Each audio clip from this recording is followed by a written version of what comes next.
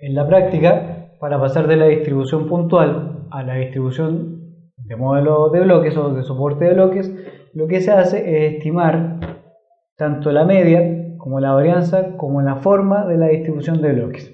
Es decir, que voy a utilizar las herramientas que tengo desde la distribución de soporte puntual y con eso voy a calcular la media de la distribución de soporte de bloques, la varianza y qué manera tiene. Pero para eso voy a tener que definir un modelo y con eso generar el cambio desde distribución puntual a distribución a soporte de bloques.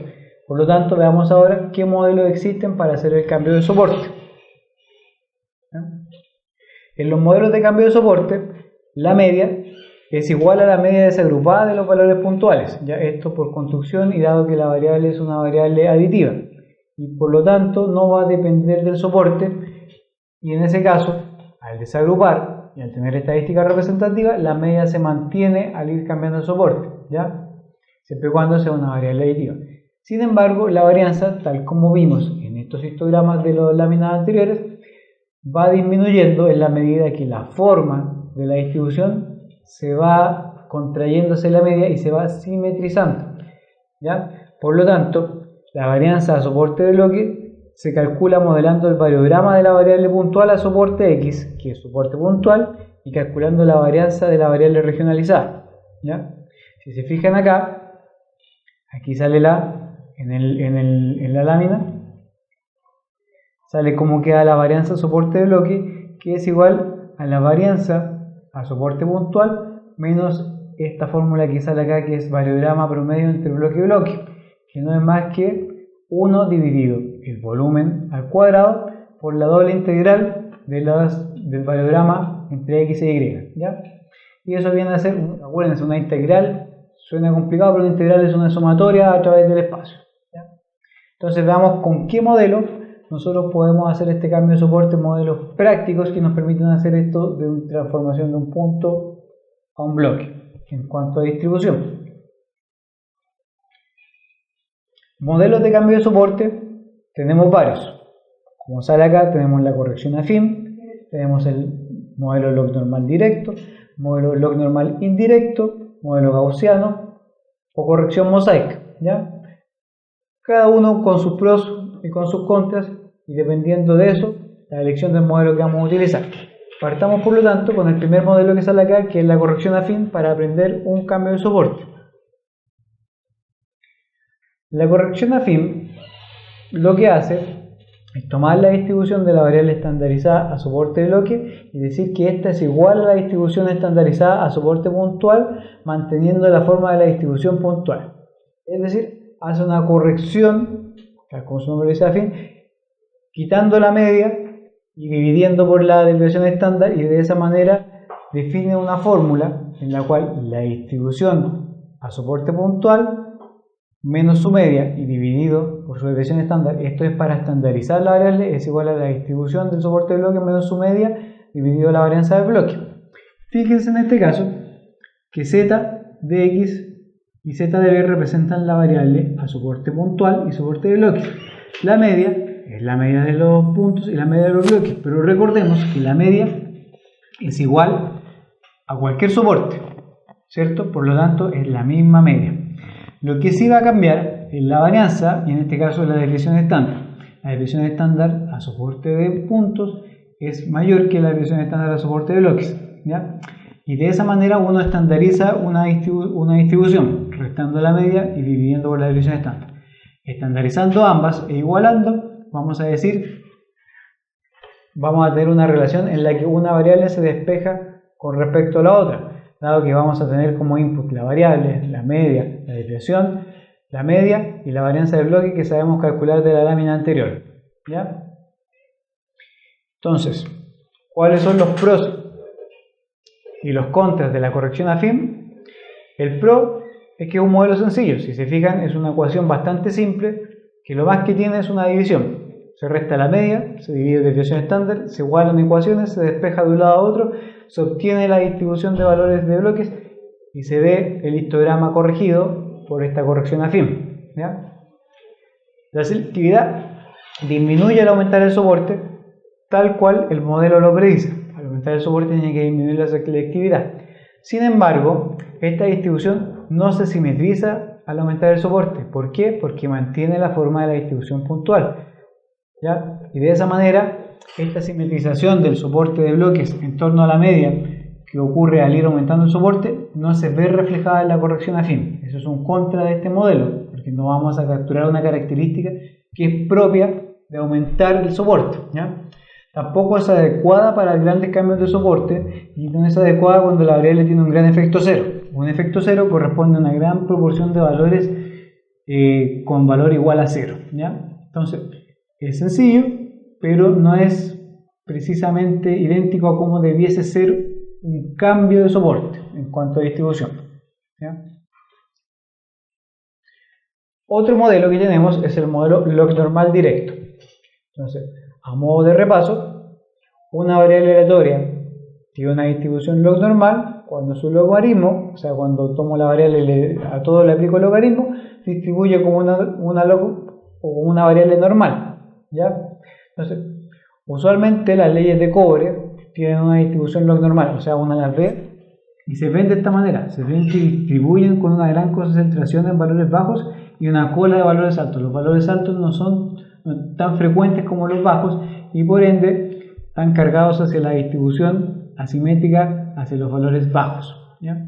Entonces, como el modelo log normal directo asume, o en el repaso recordemos que la normal de una log normal es una normal, podemos hacer este cambio de log normal directo, ¿ya? La distribución puntual, hacer una log normal de media m y varianza conocida, vamos a tener la distribución regularizada como una log normal también de media m y varianza de bloques, ¿ya? Que va a mantener la misma media, menor varianza y misma forma, ¿ya? Y va a existir una transformación matemática entre ambas distribuciones. No es necesario que andemos aquí en la fórmula, pero sí en el hecho de que la distribución de la variable a soporte de bloques tiene una expresión matemática para igualar a la distribución de la variable a un soporte puntual. Aquí se ve simple porque sale elevado a b, pero b es un valor que tiene una cantidad de elementos acá, que bueno, al despejarlo vamos a poder transformar desde z puntual a z a soporte de bloques, ¿ya?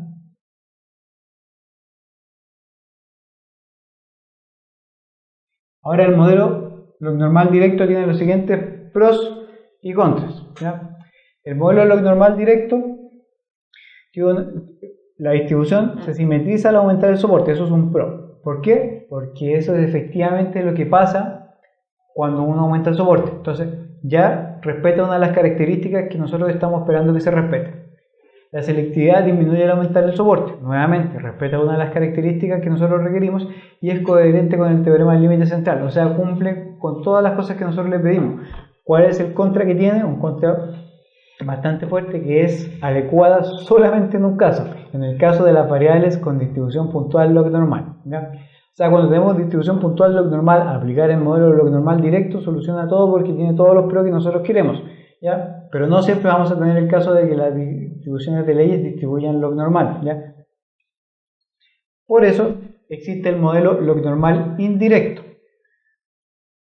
En el modelo log normal indirecto, cuando la variable puntual no tiene una distribución log normal, nosotros podemos aplicar un modelo log normal directo y ajustar un parámetro A para mantener la media de ambas distribuciones, ¿ya? Este modelo de corrección va a servir solamente cuando se parece a una log normal, ¿ya? O sea, no es no tiene una distribución log normal directa, pero nosotros podemos ajustarla para aplicar el modelo siempre y cuando sea parecida.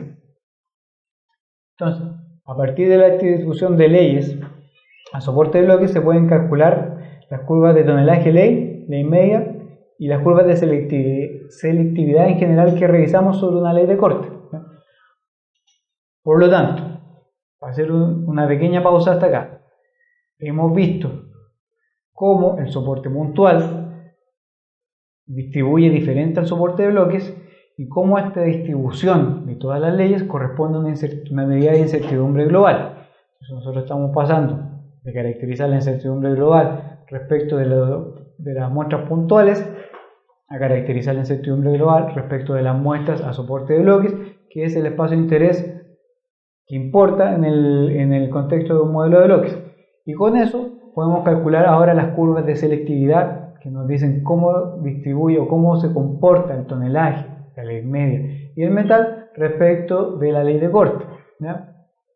De esta manera, veamos acá cómo la distribución puntual se ve expresada en este gráfico, ley de cobre, probabilidad, respecto a la distribución a soporte de bloques, que se ve más simétrica, con menor dispersión, ¿cierto? Y por eso, en este modelo de incertidumbre, podemos ver cómo cambia la curva de selectividad de tonelaje, ley de corte, y ley de corte, ley promedio, respecto del soporte. Si se fijan acá, el soporte puntual afecta a al tonelaje que nosotros vamos a tener para distintas leyes de corte. Lo mismo ahora con la ley promedio, ¿ya? Fíjense aquí que a soporte puntual la ley media es 1.06 y el tonelaje es 74.8%. El soporte de bloque, la ley media baja a 1.01, ¿ya? Que es la relación de orden que nosotros estábamos revisando, ¿ya? Vamos a tener esta tendencia hacia simetrizarse de la distribución al soporte de bloques. Ahora, para el efecto de información, tenemos que definir primero a qué se refiere este concepto, ¿ya? Cuando nosotros hablamos de esta curva de selectividad, podemos tener dependencia respecto de 4 factores. El efecto soporte, que es lo que acabamos de revisar, el efecto información, restricciones geométricas y dilución operativa. El efecto soporte lo revisamos y ya entendimos que a mayor soporte hay una menor selectividad en las curvas, ¿cierto? Ahora bien, el efecto información hace relación a tener una información diferente en la realidad a una información estimada. Es decir, considerar que un bloque tiene que ir a botadero cuando es un bloque que tiene alta ley, o considerar que un bloque que tiene baja ley vaya a planta. Este tipo de cruces de información es lo que hace relación con el efecto información. Las relaciones geométricas, por su parte, hacen referencia a que un bloque de alta ley no pueda ser extraído, más que nada por restricciones geométricas. Ahondemos ahora en el efecto información, ¿ya? Tal como decíamos, el destino del bloque va a depender de cómo nosotros hayamos estimado el bloque, pero en la práctica el bloque tiene un valor real que se desconoce. Nosotros tenemos una estimación y un valor real, y este gráfico de dispersión de real versus estimado, al separarlo por ley de corte, me va a dar 4 zonas. Veamos acá cómo se representa. Esta zona, que está marcada con una letra C, está definida por que la ley de cobre real sea mayor a la ley de corte y que la ley de cobre estimada sea mayor a la ley de corte. Es decir, que lo que yo estimé esté correcto respecto a la ley de corte y que por ende mineral vaya a planta. Esto es un acierto, ¿ya? Lo mismo va a pasar para la zona A. Ley de corte, leyes de cobre real menores a la ley de corte y leyes estimadas menores a la ley de corte. Esto es bloques que van a estéril, o sea, que van a botadero cuando son estériles, o sea, correcto nuevamente. Sin embargo, estas zonas D y esta zona D son zonas donde yo estimé la ley de corte estimada es mayor que la ley estimada es mayor que la ley de corte. Sin embargo, la ley de cobre real es menor que la ley de corte. Es decir, aquí yo voy a estar metiendo estéril en planta y aquí pasa lo contrario.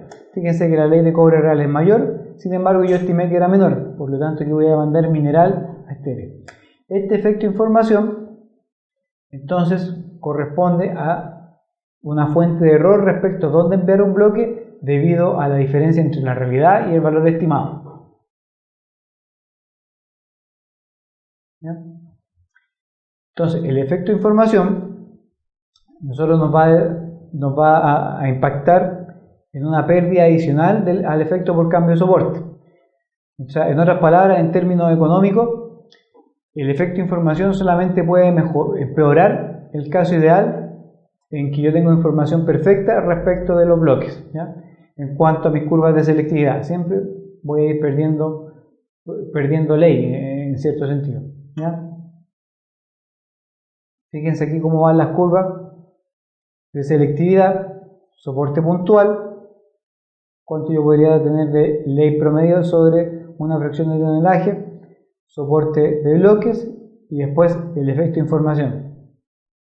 Lo mismo ahora respecto de la cantidad de metal o tonelaje respecto de la fracción de tonelaje, soporte puntual, soporte de bloques, efecto de información. Entonces, respecto al efecto de información, si el método estimado, o sea, para estimar de bloques no tiene sesgo condicional, las curvas de selectividad corresponden exactamente a las curvas de selectividad efectiva, incluyendo el efecto soporte. ¿Qué quiere decir esto? El sesgo condicional hace relación a este envío de subestimar leyes altas y sobreestimar leyes bajas. Es decir, si yo tuviera cero sesgo condicional, si todo lo que es alto y todo lo que es bajo, no tendría ningún problema de efecto de información, pues todo lo que es mineral se mandaría a planta y todo lo que es estéril se mandaría a botadero, ¿ya? Respecto de los métodos de estimación que nosotros conocemos al momento, tenemos Kriging, que ya lo revisamos, inverso de la distancia y polígonos de influencia. Esos son del curso pasado, ¿ya? Al respecto, el Kriging tiene bajo sesgo condicional, pero tiene, o sea, ustedes ya vieron aquí la estimación anterior con Kriging, cómo quedaban los datos y que tenía cierto sesgo condicional. Ahora bien, el inverso de la distancia y los polígonos de influencia tienen alto sesgo condicional. Por eso en la práctica uno termina siempre utilizando la estimación mediante Kriging, ¿ya? Con eso redondeamos ya la primera parte de caracterizar esta incertidumbre global. A modo de resumen, partiendo de la muestra de soporte puntual, transformando estas muestras a soporte de bloques, viendo cómo cambian las curvas de selectividad respecto a este efecto y viendo qué otro efecto existe, como el efecto de información y otros efectos que no tocamos en profundidad pero que también nombramos, que son el efecto de ilusión operativa y el efecto de restricciones geométricas, ¿ya? Con eso caracterizamos ya la incertidumbre debido a la incertidumbre global, o sea, de la distribución propiamente tal de la variable que se está estudiando. Revisemos ahora la incertidumbre local, ¿ya? Respecto de la incertidumbre local, recordemos que la incertidumbre local hace referencia a esta incertidumbre en un sitio puntual de interés. La incertidumbre global era, si yo saco aleatoriamente un conjunto de muestras al azar de la variable regionalizada, ¿cómo distribuye globalmente? Ahora voy a ir a un punto en particular. En este punto específico del espacio, ¿cómo es la incertidumbre? ¿Cómo distribuye los posibles valores, dado que está condicionado por el entorno, por su continuidad, por la cantidad de información? ¿Cómo es localmente incierto? No cómo es globalmente la variable incierta, ¿ya? Veamos entonces el concepto de incertidumbre local. El objetivo, básicamente, es describir la distribución de la variable en un sitio particular, en un sitio X del espacio, a partir de la información de los datos que lo rodean, es decir, la información condicional. No es lo mismo tener un punto con información, sin información que quiero saber, pero con información cercana y continua, a tener un punto alejado de los datos. Este punto va a estar mucho más amarrado, entre comillas, es como un resorte, no se va a poder mover mucho respecto al resto de los datos. En cambio, este que está aquí solo se mueve bastante, es mucho más incierto, ¿cierto? Ya. Entonces, intuitivamente, concepto intuitivo, pensemos en la intuición, los valores cercanos a los sitios de interés van a afectar la distribución condicional que puede tener este dato, ¿cierto? La distribución de valores que tomaba este que estaba cerca es poca, es como que están todos amarrados por un resorte, y el resorte, mientras más continua es la variable, es más fuerte. Por lo tanto, mientras más continua es la variable, el resorte se mueve menos y la variable toma valores más cercanos. Ahora bien, si está lejos, el resorte se mueve más, y si es poco continuo, es mucho más flexible, se mueve mucho más. Entonces, intuitivamente, los valores cercanos condicionan la distribución condicional en un punto X, ¿ya? Y me va a permitir a mí poder determinar nuevamente cuál es la probabilidad de sobrepasar una ley de corte en un punto específico, ahora condicional a los datos circundantes.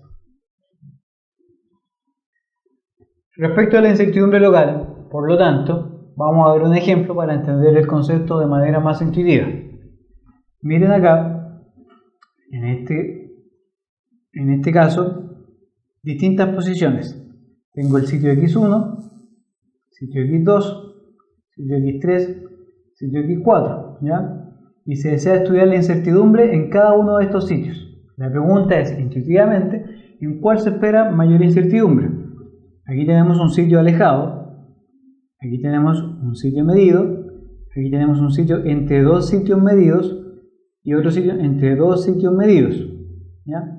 Intuitivamente, uno esperaría que la distribución respecto de los valores posibles que toma en un sitio que está entre dos medidos sea relativamente acotada, ¿ya?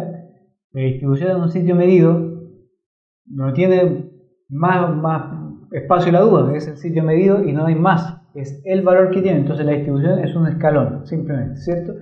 Y la distribución en un sitio alejado puede ser mucho más variable. O sea, yo si tengo información acá y quiero saber lo que pasa allá lejos, probablemente allá lejos voy a tener un espectro de soluciones relativamente amplio, ¿ya? Entonces veamos cómo quedaría una distribución con el histograma acumulado para cada uno de estos puntos. Fíjense nuevamente acá. El punto 1, tal como lo pensamos, intuitivamente tiene una alta dispersión. Es decir, esta curva es amplia, toma un amplio rango de valores. El punto x2 es una función de escalón porque el valor está estimado, el valor se sabe, la certeza es 100% y la incertidumbre es 0, es solamente respecto de la calidad de la medición, pero la medición, si está ok, es el valor que se tiene y es eso, ¿ya? Y la incertidumbre en los sitios x3 y x4 es bastante parecida y es más acotada que el sitio x1, tiene menor dispersión.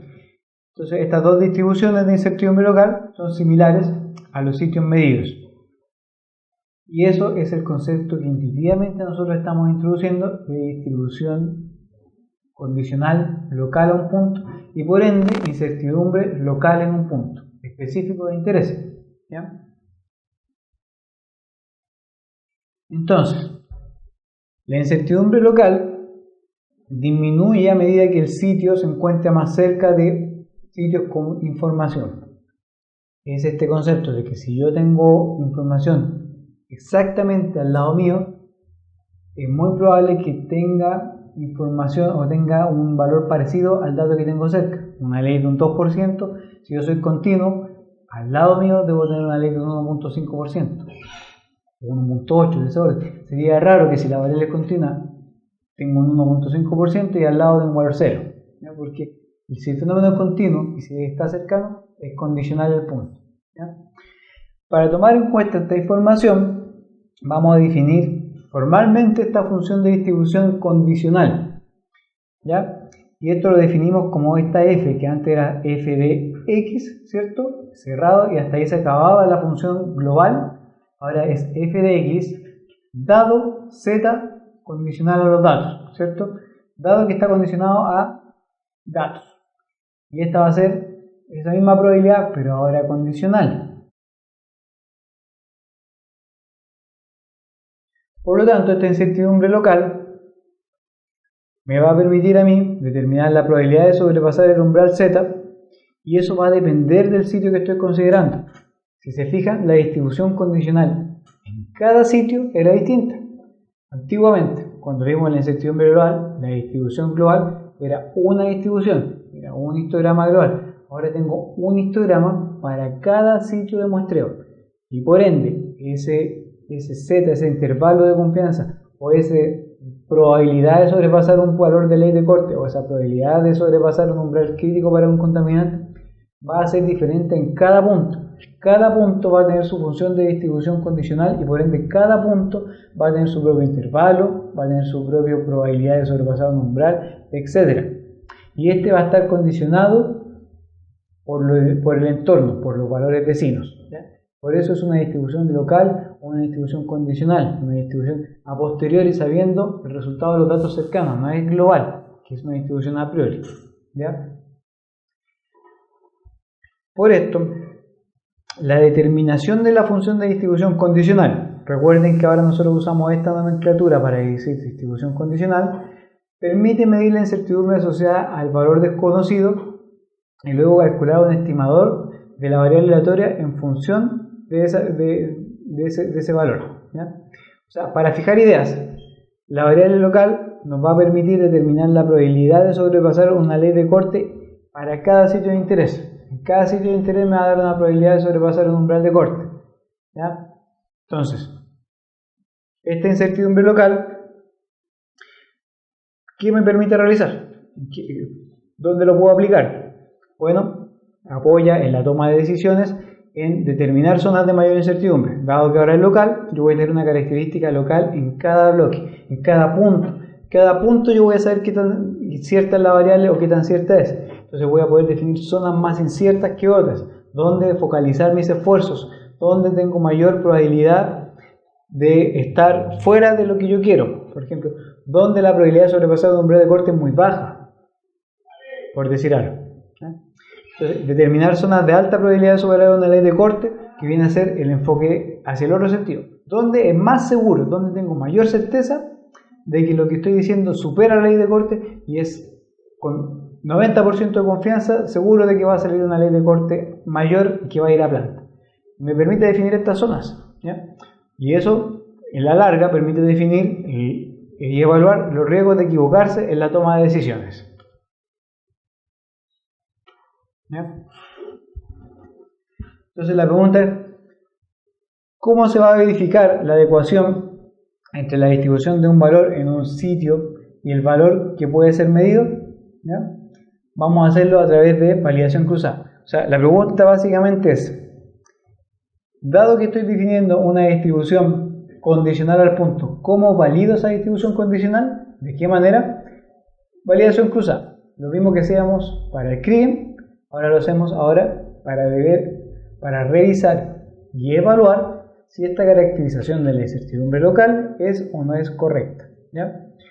Entonces, ¿cómo utilizamos validación cruzada? En cada sitio con datos se construye la distribución a partir de los datos restantes. O sea, tengo un sitio con datos, yo sé el valor que tiene, pero voy a pensar que no lo tengo. Lo saco de la ecuación.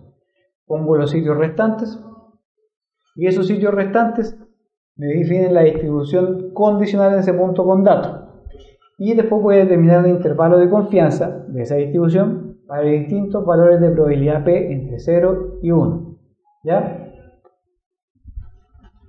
Luego vamos a comparar la probabilidad teórica con la proporción de datos que están en su intervalo. Es decir, imaginemos para sellar la idea que tenemos 100 puntos. En cada uno de los 100 puntos con datos vamos a calcular su distribución condicional. Y para cada uno vamos a definir 10 intervalos de confianza. 0, 10, 20, 30, 40, 50, 60, 80, 90, 100. O sea, 11, de 0 a 100, ¿cierto? Y de 0 a 100 vamos a calcular ya el intervalo en que está el 90% de los datos. El 90% de los datos está entre 1 y 10% o 2% de la variable que nos interesa. Y vamos a ver cuántos de los datos reales efectivamente caen dentro de su intervalo de confianza respecto de la proporción de datos que deberían caer, ¿ya? Fíjese acá, en el ejemplo, para P igual a 0.5, se espera que la mitad de los datos esté dentro del intervalo de confianza y la mitad esté fuera de su intervalo de confianza respectivo, ¿ya? Aquí, por ejemplo, definimos un intervalo de confianza donde está el 50% de los datos y vemos que el dato está dentro de su intervalo de confianza. Aquí lo mismo, definimos un intervalo de confianza donde está el 50% de los datos y definimos aquí y vemos dónde cae el valor. La mitad de los datos debería caer dentro de su intervalo de confianza y la mitad de los datos debería caer fuera. De esa manera, un valor y un modelo de incertidumbre está bien calibrado. Por lo tanto, ¿cómo vemos eso rápidamente? De manera gráfica, a través del siguiente gráfico. Ponemos en un eje la probabilidad teórica de los intervalos de confianza y en el otro ponemos la proporción efectiva de valores que entraron dentro de su intervalo de confianza. Entonces, en este gráfico vemos que los datos distribuyen relativamente centrados respecto dentro de la diagonal, ¿cierto? Eso significa que el modelo de incertidumbre está bien calibrado, que los datos, veamos un número. Cuando yo tengo un intervalo de confianza donde está el 60% de los datos, voy aquí a esta tabla y efectivamente el 60% de los datos con muestra con valor entró dentro de su intervalo de confianza. Está bien calibrado el modelo de incertidumbre local. ¿Ya?